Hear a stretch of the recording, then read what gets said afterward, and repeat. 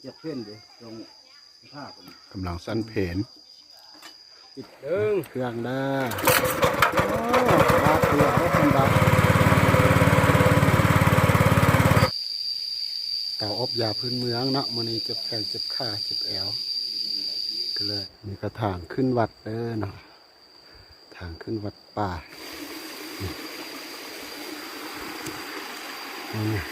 เวลานั่งสมาธิก็สิมานั่งตามในปราสาทนี่แหละเนาะมื้อนี้ก็ได้อยู่อันนี้เป็นกุฏิเนาะกุฏิพักเมื่อคืนเนาะมื้อนี้ก็ได้อยู่วัดบ้านวังแลเด้อเนาะบ้านวังแลเมืองปักอู่แข้งหลวงพระบางเนาะมื้อนี้สิพาไปเบิ่งเนาะสิพาไปโฮมยาเนาะมื้อนี้เนาะนี่เตรียมผ้าไปแล้วเตรียมผ้าไปโฮมยาอยู่วัดป่าเนาะก็สิได้พาขี่เรือข้ามน้ำแม่น้ำอูเนาะที่วัดป่าเนาะที่สถุเนาะสถุหรือพระอาจารย์เพิ่นเจ้าอาวาสเพิ่นได้เฮ็ดเตาอบเนาะเตาอบไอน้ำหรือว่าเตาโฮมยาเนาะก็ได้จดยาพื้นเมืองเนาะก็สิเกี่ยมไปเฮ็ดเตาโฮมยาเนาะอยู่วัดบ้านตัวเองเนาะวัดบ้านคอนตะปูเนาะมื้อนี้ก็สิไปทดลองเนาะไปทดลองเตาโฮมยาเตาอบยาอยู่วัดป่าเนาะว่าสิเป็นจังได้ก็ไปติดตามชมไปพร้อมกันเด้อเนาะไปทดลองโฮมยาเนาะทดลองโฮมยานำครูบาอาจารย์เนาะเพิ่นห้างยาหลายชนิดเลยเนาะตอนนี้ก็สถุเนาะสถุก็พอดีเจ็บเส้นเนาะเจ็บเส้นขาเจ็บแอวเนาะก็สิได้ไปทดลองโฮมยาเนาะโฮมยาพื้นเมืองของสถุพรเนาะที่เพิ่นเป็นเจ้าอาวาสประจำอยู่วัดป่าก็สิได้ข้ามแม่น้ำโอไปพร้อมกันเนาะไปเบิ่งแม่น้ำโอพร้อมกันเด้อเนาะขี่เรือนำลองแม่น้ำอูขึ้นไปวัดป่าเนาะวัดป่ากว้างสวยงามเนาะเป็นธรรมชาติอันนี้ก็กุฏินอนเมื่อคืนเนาะงามบ่เนาะกุฏินอนกุฏิพักห้องหับเนาะกุฏิห้องหับงามหลายเนาะเพิ่นสร้างใหม่ก็เกี่ยมเดินทางเนาะเกี่ยมผ้าเกี่ยมแพไปโฮมยาเด้อเนาะ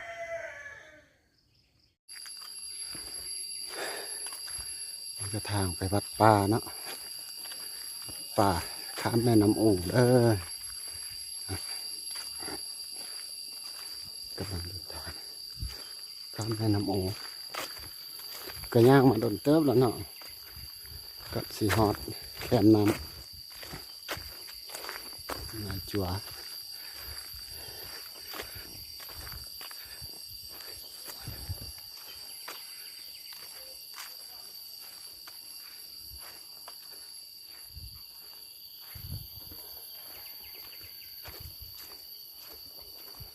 น้ำอูเด้อเนาะ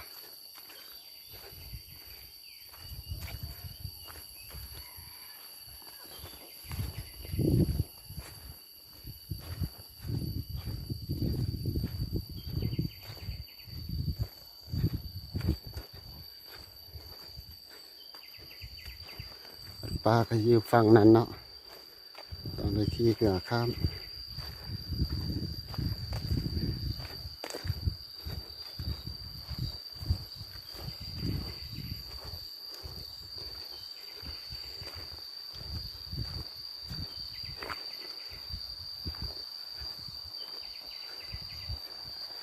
ป้าธรรมศาสตร์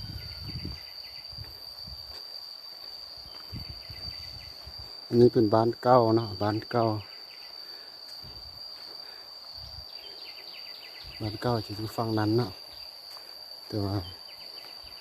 เดี๋ยวนี้ความเจริญมาอยู่ฝั่งนี้ก็เลยชาวบ้านเนาะพากันย้ายมาก็เหลือแต่ ซิมอุปสมบทเนาะที่เราบริย้ายแต่ตอนนี้ก็ครูบาอาจารย์มันมีศรัทธาเนาะไปสร้างเป็นวัดป่า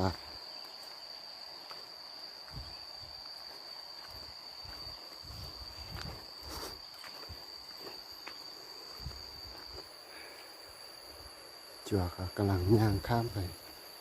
เหือเนาะจั่วน้อย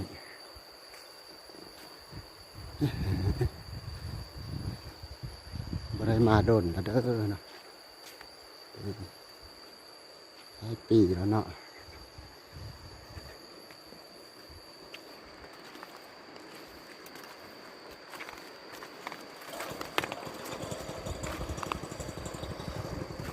จั่วน้อยไปก่อนเนาะให้อบ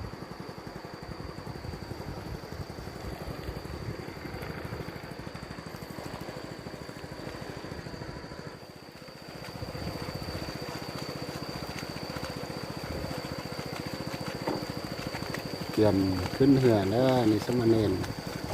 เขาเหือมาฮับ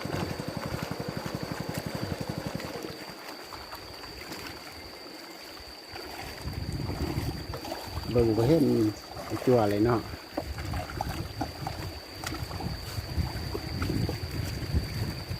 เน้นหน่อยครับ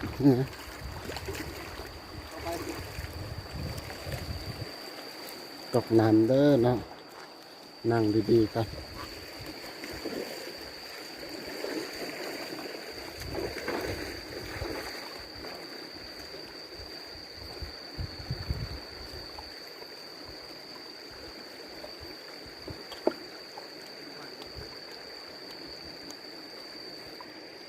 ปิดจักเลยนะ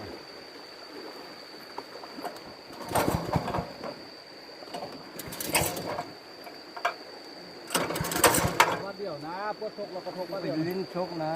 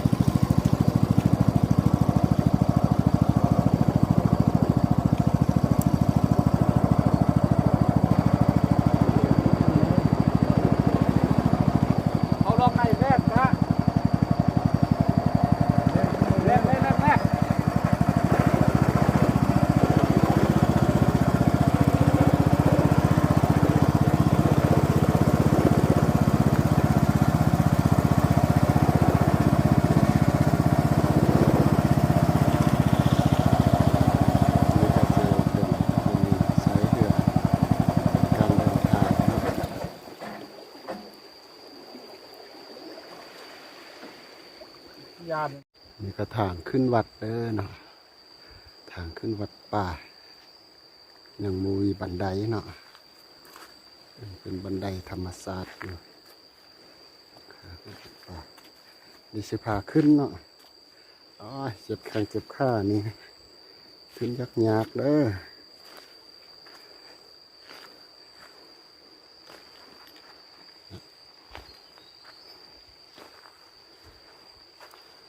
มีเงินมาสร้างบันไดให้วัดป่าได้เด้อ ป่าเมื่อไปทางนี้ก็ได้ขึ้นยากไปทางนี้ก็ได้ มีหลายทางเนาะทางนี้โบลิ่งตี เป็นทางนี้ก็ได้ ไปทางนี้เฮา สั้นนิดนึงตรงนี้เนี่ย ไปทางบสันพี่ช่องทางขึ้นบันไดเนาะจุดขา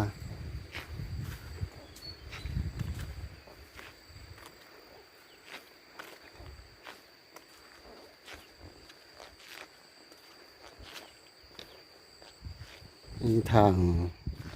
ไปให้ไปน้าเนาะอันนี้เนาะทางไปให้ไปนาเดี๋ยวก็สิไตขึ้นใบนาดเอามาโฮมยาเนาะ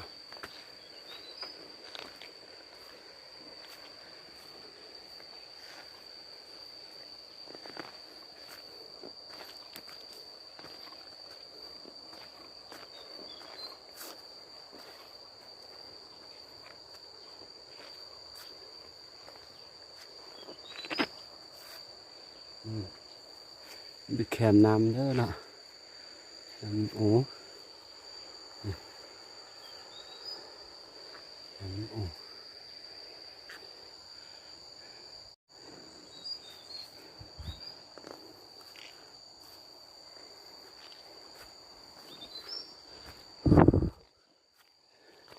นี่มันดินวัดหมดเนาะดินวัดจำกันน้ำกว้างกำลังพัฒนาเนาะนั่งสมาธิภาวนาได้เป็นเฮ็ดเนาะล้างแล้วก็มีพระไทยมาฮอด30 องค์มีใส่ปฏิบัติขึ้นมาดีมายามเนาะ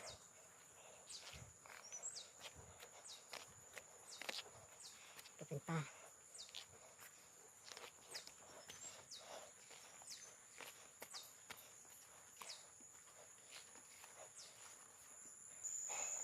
อันนี้เป็นบ้านเก่าเนาะสังเกตจะมีกอกงิ้วแล้วก็ต้นมะพร้าวเนาะต้นมะพร้าวเป็นบ้านเก่าแต่ว่ายักษ์ซิมหนึ่งอยู่เนาะย้ายชาวบ้านเนาะ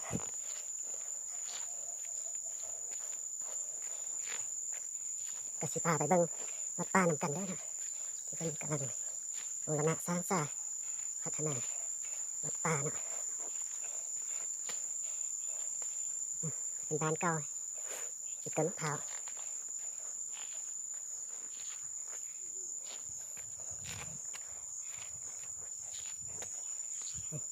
เห็นแล้วเห็นผ้าเหลืองแล้วนะ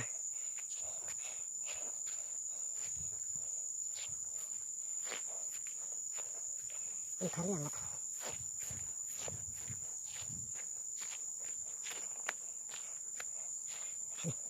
เห็นซิมอุโบสถแล้วเนาะก็จะเป็นซิมอุโบสถโบราณเนาะซิมอุโบสถสมัยเก่าหลังจากย้ายบ้านเนาะแต่สิเลือกซิมอุโบสถนี้ร่างเดียวเนาะข้ามนี่ไป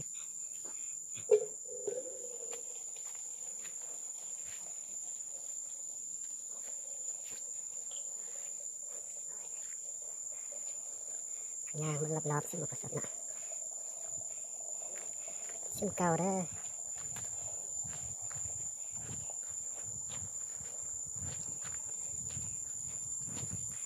ซิมเก่ามันเป็นศาลาไม้เนาะอยู่ทางหน้าเนาะ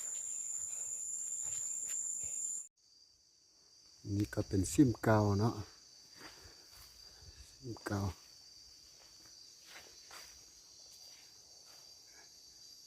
นี่ต้นหลานเนาะต้นหลานนี่ห้ายากเลยต้นหลานใบหลานเนาะ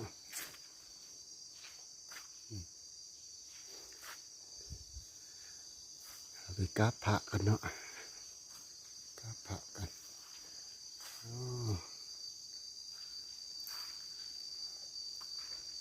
แล้วเบิ่งซิมเก่า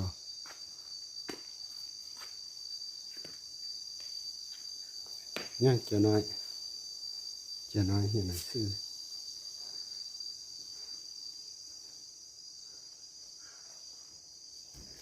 ปืดไข่ใดเป็นสิบเก้า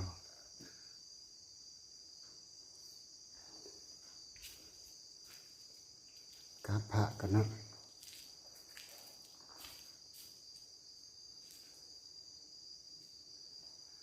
ผ่าโบราณกาผ่ากันเด้อ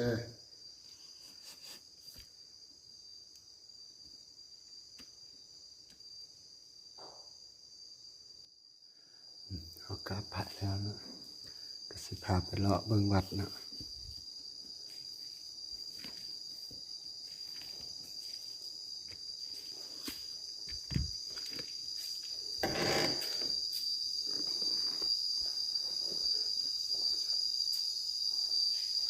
เลาะเบิ่งศาลาแล้วก็สิพาไปเบิ่งเตาอบเนาะเตาอบยาเนาะเพราะว่าไม่มีความหมายก็สิได้มาอบยาเนาะห่มยาก็สิไปเบิ่งเตาไปตั้งเตาอยู่วัดเนาะอบในช่วงกลางพรรษาเนาะโอ้ศาลาเพิ่นใหญ่เด้ศาลาว่าอาจารย์ตอนมาตอนนั้นมีแต่อันนี้นะมีแต่ซิมกับศาลาน้อยเนาะสองหลังแล้วก็มานั่งสูดมนต์อยู่นี่เนาะนั่งสมาธิอยู่นี่อันนี้กองต้นโพนี่เนาะท่านมาตอนนั้นแต่ตอนนี้พัฒนาได้เนาะมีห้องน้ำมีศาลาใหญ่เนาะบอนปฏิบัติธรรมขึ้นมาเบิ่งเนาะ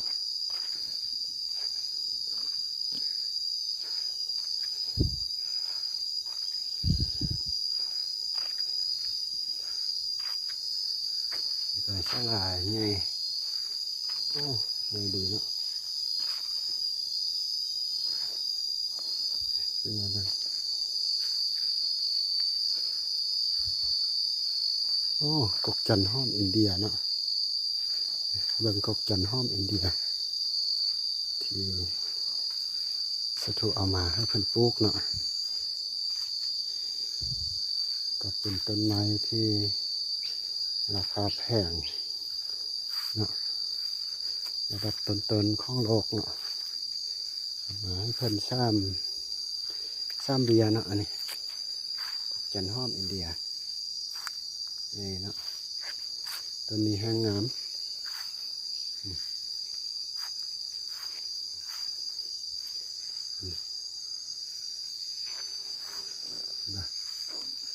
ห้องพอกสักขอนเนาะพอกสักขอนฝากมาให้สถูผ่อนปุ๊บก็มักตองกบมากน้ำนมโอ้กบมากลิ้นไม้ผู้ปีก่ายได้เนาะใหญ่ไว้มันดินงาม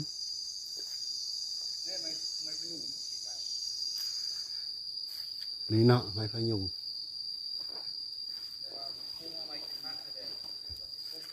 กกพยุงกกอะโวคาโดมักเขียบมักลิ้นจี้มักม่วงต้นดอกแขนะอ๋อมีครบนี่ก็คือศาลาเนาะศาลาเพิ่นใดนำพาออกต้นศรัทธาเนาะสร้างเนาะก็สวยงามนังใหญ่ดีเนาะศาลาก็ถือว่ายังบ่เสร็จสมบูรณ์เท่าเนาะถือว่าใหญ่ดี10 กิโลแล้วพี่น้องบ่ได้มาช่วยเลยพี่น้องคนตะกูได้มื่นเท่าได้ประมาณนั้น10,000ปลายเนาะ18,000ที่แพร่ศรัทธาตอนสถูใหม่เอามา18,000เนาะบ้านขอนตะปูก็ได้เอามาหัวโปรโมทนาเพิ่นเนาะสร้างศาลาโอกาสก็แพร่ใหม่เนาะเพื่อมาสร้างพัฒนาก็มีพระสงฆ์เนาะที่ใช้ปฏิบัติ ก็วางแล้วก็มีพระสงฆ์ฝั่งไทยมาหลายเนาะก็มีพระสงฆ์มาแต่ฝั่งไทย86 องค์เป็นวัดป่านะเนาะใส่ครูบาอาจารย์เพิ่นเลยมายืมายามการช้างซ่ากุฏิห้องฮับอันนี้ก็เป็นศาลาศาลาก็เข้าไปในก็เป็นดินกว้างนะดินก็ที่ว่าอย่างไปอีกได้ประมาณมัดนี้ก็เป็นเฮกตาร์เนี่ยเนาะหรือว่า6 ไร่ 7 ไร่นี่แหละก็เป็นกุฏิเนาะกุฏิก็ต้อนรับครูบาอาจารย์โอ้กุฏิงามหลายกุฏิงามหลายถ่ายรูปไปได้กุฏิงามหลายกุฏิไม้สักเนาะ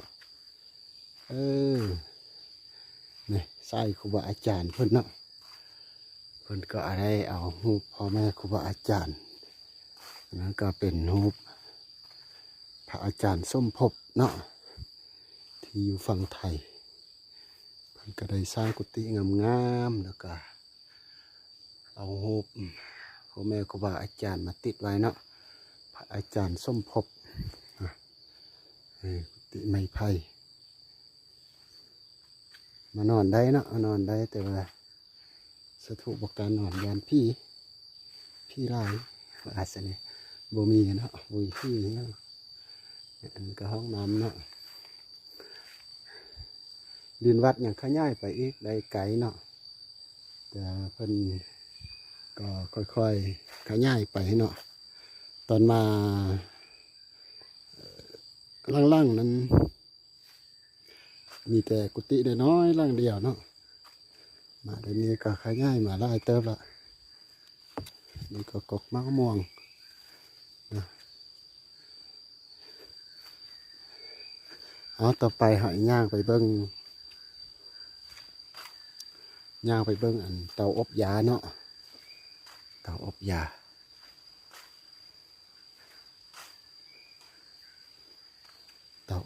เด้อนะไปเบิ้งเตาอบยานี่ก็ทางย่างเดินจมกลมได้เนาะทางย่างเดินจมกลมอ้อมศาลาเนาะช่วงเขาปฏิบัติธรรมหรือว่าเขาปฏิบัติเนาะนั่งสมาธิเดินจมกลมก็จะเป็นป่าแบบนี้เนาะถ่ายเบิ่งเนาะบางคนบ่มีโอกาสได้มากะให้ได้เบิ่งได้เห็นเนาะอันนี้ก็เอิ้นว่าสร้างวัดสร้างหวาอนุรักษ์ป่าไม้เนาะก็มีแต่ไม้คาบไม้ขยุงไม้ดูเนาะเสริมไปล่าวไปปลูกเป็นต้นไม้ห่มเย็นเนาะก็สิได้ห่มได้เย็นสิย่างไปตามเดินถึงกลมหน่อไม้ออกเนาะหน่อไม้บงเนาะนี่เนาะหน่อไม้หวกหน่อไม้สางก็เริ่มออกแล้วเราดูนี่เป็นเราดูฝนแล้วเด้อหน่อไม้ออกปลูกป่าหน้าไม้บ่อึดบ่ยากเนาะเขานำโภชนาอาหารเก็บกินได้ซอกกินได้เนาะนี่เพิ่นก็เริ่มปลูกไปได้เบียร์ไม้เบียร์ตอกแต่ละอย่างแต่ละชนิดนะก็เอามาปลูกไว้สะสมไว้ขยายไปต่อหน้าไปก็สิเป็นโด่งเป็นป่าเนาะวัดป่าที่สามารถเดินไปทุกมองทุกที่เนาะนี่ก็เป็นแคมน้ำเนาะมีทางลงไปแคมน้ำเนาะแต่ว่าเขาอีไปทางนี้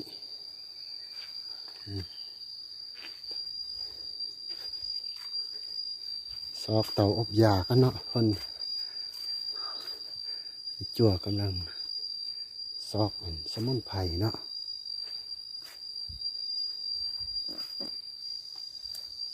กูบ่าเพิ่นเริ่มซอกสมุนไพรหอมยา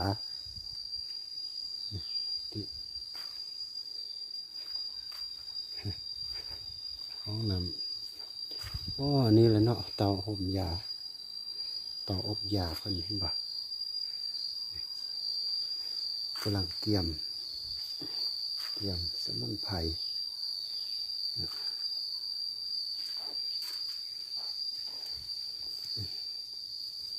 จะเข้ามาไหนนี่เนาะโอ้คนก่ออย่างดีก็จะมีขวัญออกหันเนาะก็โบกอัดโดยแปลนอัดมุงโดยสังกะสีก็จะดังไฟซะนี้เนาะ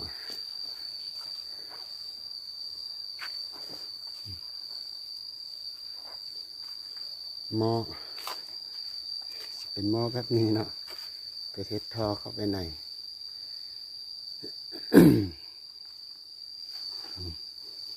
ไข่เบิง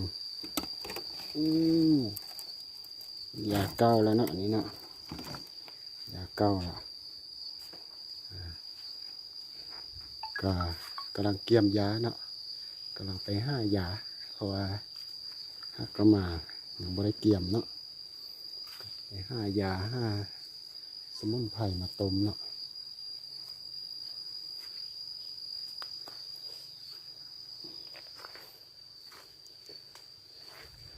นี่ก็ไปสิพาไป เลาะป่าเนาะเพิกมีเป็นดินวัดเนาะดินวัด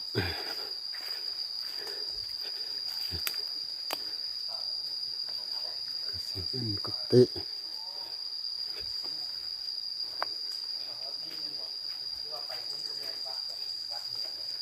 ก็จะเป็นอันนี้เนาะย้ายตามป่าเนาะกุฏิพระทรงนอน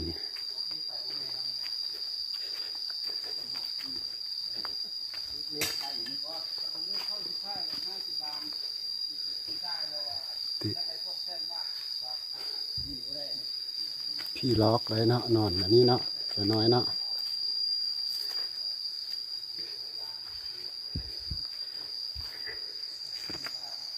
หลังจากเขาคันเก็บงานมาเนาะก็สัญญาณไปเพราะว่าชื่อบุกเบิกไปอีกเนาะเพราะเป็นส่วนเนาะส่วนญาติโยมเขาถวายไม้มาอันนี้เนาะให้ได้บุกเบิกไป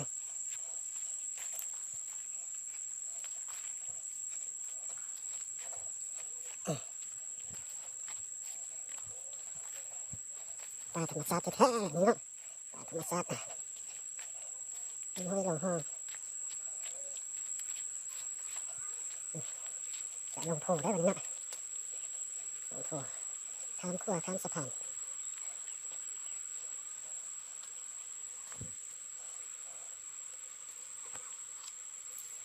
ข้ามขั้วข้ามสะพานไป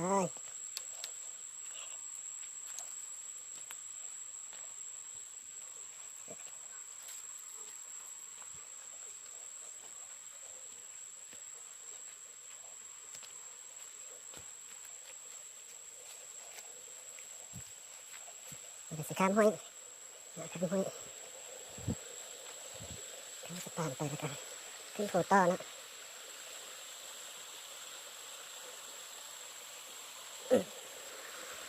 ห้วยงามห้วยง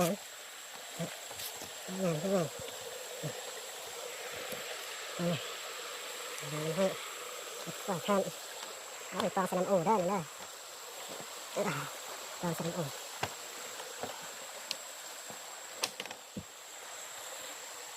งานขึ้นโขนี่เป็นบันไดนะบันไดขึ้นโข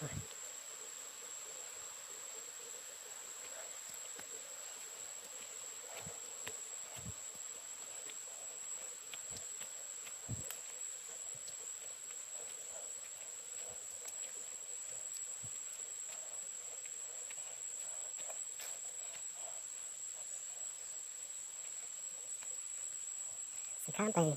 แม่น้ำโอ่งได้เนาะ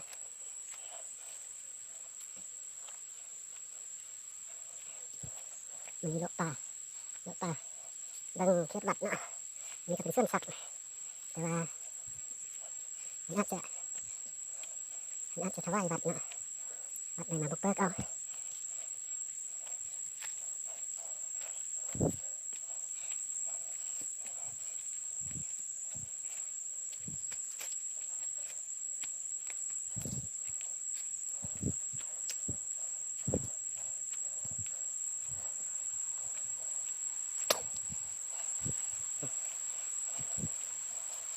ทางงานเข้าไปตาเนาะ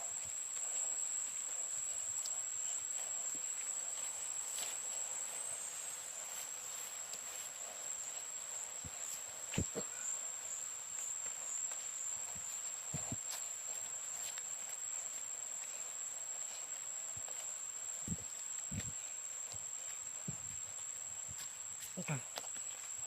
ต่อไปจะเป็นปราสาทเนาะปราสาทที่ว่าทางบ้านแบ่งให้เนาะนี่เป็นวัดอันนี้เป็นส่วนพระเนาะส่วนมะเขือก็สิมีพักเนาะนี่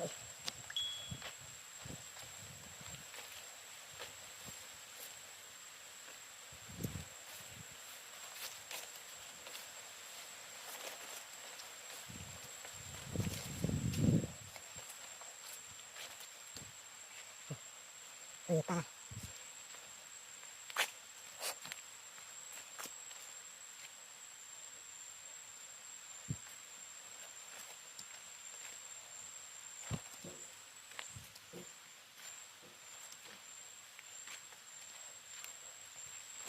เป็นได้ว่าคุณทำต้องใส่หอยเดียวนะแสดงว่ามาทางนี้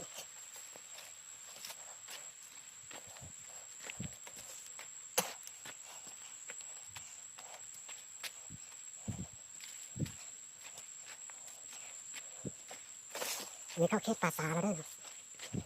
เขตป่าสาแต่ว่าทำไมให้วัดนะเนาะ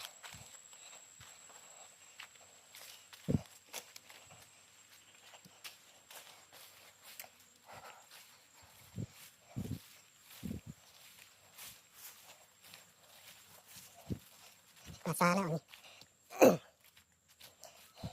เอามาอย่างปุ๊บแล้วเนาะนี่ไหนป่าสาเที่ยวคาห้องทำไมให้วัดเนาะ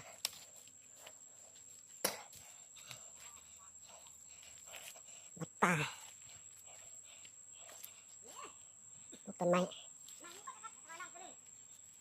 ที่บล็อกวะที่บล็อกวะถ้าพระที่ว่ามักสันโดษกะเวลานั่งสมาธิกะสิมานั่งกันในปราสาทนี่แหละเนาะมีคนคิดวัดน้ำเนาะธรรมศาสตร์นี่จะเอาว่าเพิ่นมากวาดเบิ่งดินวัดเนาะพามาเบิ่งดินวัดเฮ้ยฝนตกได้นี่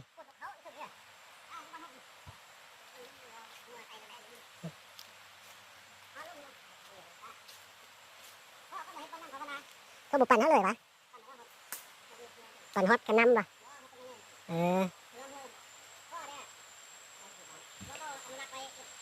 บอลนั่งสมาธิเนาะอันนี้วัดทางวัดข้อไว้นำชาวบ้านเนาะเป็นภาษาข้อไว้ส่วนได้ส่วนหนึ่งอนุรักษ์ไว้เนาะ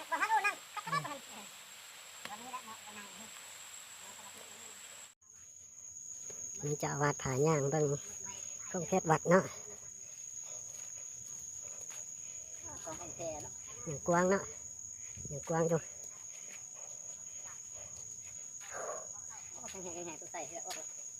ปั่นอาบน้ำเพื่อออกเรามีพลังไหมอีกจังนั้นผมยากำลังดังไฟเนาะกุฏิตัวนี้พักกันกุฏิ VIP เด้อนี่เด้อถ่ายให้เบิ่งเนาะนี่พระอาจารย์ใหญ่สมภพอาจารย์ใหญ่ทุกขั้นเจ้าข้องประมาทเชื่อกุฏิอกพักเจ้าข้องคน เดินตัวเห็ดกุฏิงามแล้วจะเข้าประมาณอยู่นี่ทางเดินจมกลมเลยทางเดินจมกลม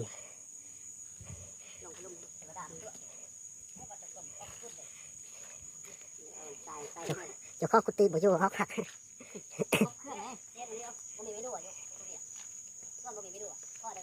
นี่แต่ว่าพวกขี้ก็จะให้บ่ไม่ดูบ่ไล่อย่างมงต้นหนึ่งสองต้นนี่ไม่ดูนั่นมันชื่อไม่เข้ากับใดสิไม่เข้าไม่เอาอันนี้ก็ไม่ดูเลยเจ้ามาคนนี้ดีแบ่งภาษามาไม่ดูภาษาปากไล่ภาษาสนุก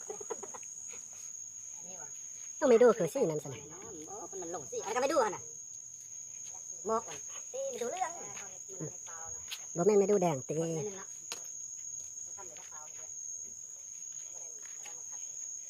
หลงสีเหลืองเนาะหลงสีแดงเลยเข้มขึ้นเลยเนาะหลงสีไม้ดูค่ะพี่ของเจ้าวัดพี่เจ้าวัดนี่ค่ะขึ้นต้นเพชรเลยเอาพี่หน้ามาคนพี่น่ะ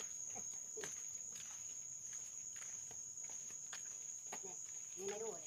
ไม่ใช่ไม้ทำนี่อ๋อนั่นนี่แท้รอยเห็นอยู่ภาษาสุดๆนี่เลยอ๋อที่ว่ามันเป็นเซตมันนะเซตต่อมันนะแต่ว่าต้นมันแท้ๆนี่อยู่ส่วนในบุกมีน้อยมันน้อยมันทำมีเกี้ยนอันนี้มันไม่ดูกันไม่ดูเนี่ยจะไม่ให้คณะแล้วก็ที่ได้ที่ว่าที่ได้ให้คิดมันก่อนย่างมันนักนี่แต่ว่าอย่างนี้ตีนเกินเนี่ยไหวคมเนาะสบายอาหารกันกินเป็นบุฟเฟ่จัดการบุฟเฟ่อาหารเห็นไหวคมมาช่วยนี่คือว่าไอ้ฮัลโหลนี่วะอันนี้ก็ว่าเอาไม้ไผ่นะครับฮัลโหลนี่แล้วจะเห็ดพนักนี่วะขนาดแจ้งหน่อยเนาะทางคำเต้าโบกเสียบอกทางคำเต้าเลยเห็ดพนักนี่เราก็ติดกะโหลนี่ก็เป็นศาลาสร้างใหม่เนาะก็วางแผนจะซอกไม้มาพนักใส่เนาะกัน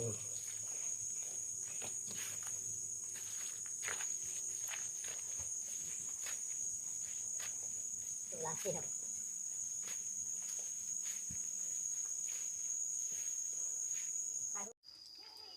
เจ็บเพื่อนเลยตรงผ้าผม กำลังสั้นเพน ผ้าเป็นเจ็บเพื่อน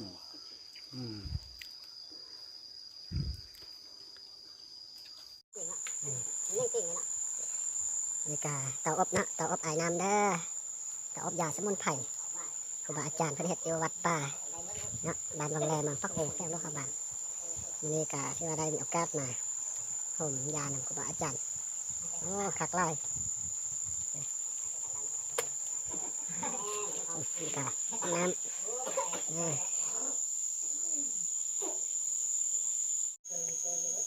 มาหอมยาได้มันนี้ได้มาหอมยาเนาะอันนี้เตาอบยาพื้นเมืองเนาะมันนี้จะใส่จับขาจับแอวก็เลยน้องพอเนาะจะถูกพอห้างยาต้มอบให้เนาะอันนี้ก็เป็นเตาอบ นะเนี่ยเตาไฟเห็นปะเตาอบ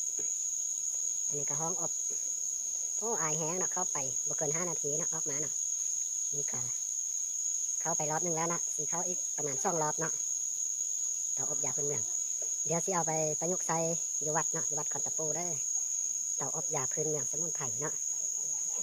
ก็ได้จดสมุนไพรนำสถุพอแล้วเนาะใน30 อย่างเนาะก็สิเตรียมเตาอบกลางพรรษานี้เนาะที่วัดคอนตะปูได้อันนี้ก็เป็นวัดป่าเนาะวัดป่าข้ามแม่น้ำโอมาเนาะป่าตินี่ก็เตาอบเนาะแต่อีกจังไรสิเข้าไปอีกเนาะเข้าไปก็สิออนไลน์เนาะอันนี้ก็ชื่อว่าเบาโตเบาขิงขึ้นเนาะเข้าอบเนาะเป็นจังได้สิไปประยุกต์ใช้เนาะเพื่ออบต้นยัดยมได้มาอบนำเนาะสมุนไพรตอนนี้ก็เดินทางกลับวัดแล้วเนาะหลังจากหอมยาเนาะไล่รอบ4-5 รอบนะรอบละ10 นาทีก็ที่ว่าโดนเติบนะหอมยาเรื่องภาษาไทยก็เรียกว่าอบไอ้น้ำอะไรเนาะอบไอ้น้ำแล้วเดินทางลงนะลงไปแข่งน้ำอู่เด้อทางกลับนี่เนาะ ข้าวกับข้าวกับวัดป่าบ้านเก่า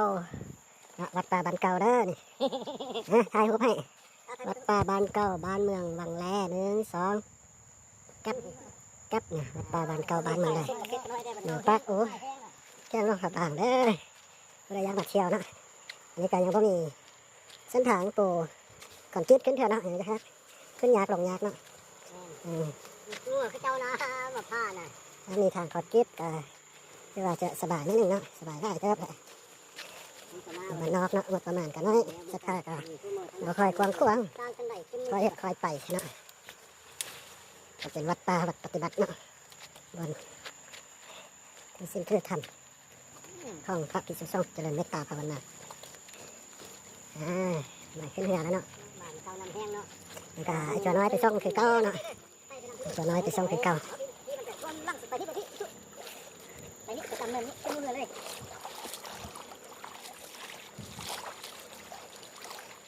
จอน้อยเมื่อก่อนถูกวางบ้านเลยได้เลยสเปอร์ขับเรือได้3 คนจอน้อยขับได้ก่อนสเปอร์ขับเรือเลยบัดนี้นั่งกับหั่นนะถ้าจอน้อยขับเรือให้เบิ่งเด้อนะคนนี้อันนั้นน่ะไปหาเหือน่ะอันนั้นว่าอันนั้นน่ะจุดท่ามองบนกระจุดเนาะจีนจุดเสียงบักดังมาหินฟูมาฮอดบ้านฮอดเรือนเนาะพูนบ่เงินบ่คำเลยมีถึงนะคำบักหลายจีนคนเอามาประเทศหมดน่ะคนลาวบ่ได้ยังเห็นบ่บ่เงินบ่คำคนลาวไปมอบบ่ได้เข้าจุดคนเอามามาหินพอโปรตีนตัวมือเห็นบ่วัดเวลาอยู่หนองปักโอ่งแล้วก็บาง